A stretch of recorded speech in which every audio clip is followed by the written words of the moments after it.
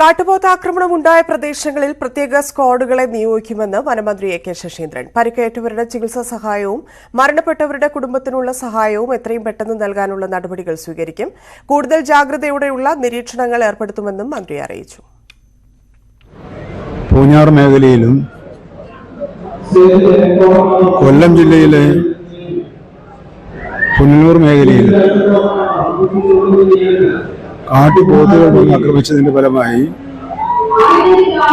3 പേരാണ് മരണപ്പെട്ടിട്ടുള്ളത്.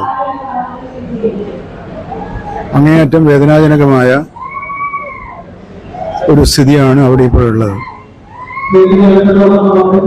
അവരുടെ ദുഃഖത്തിൽ സർക്കാർ പങ്കുചേരുന്നു. ഈ 3 പ്രദേശത്തും CCF-മാരുടെ നേതൃത്വത്തിൽ പ്രത്യേക സ്ക്വാഡുകളെ നിയോഗിക്കാൻ വേണ്ടി നിർദ്ദേശം നൽകിയിട്ടുണ്ട്.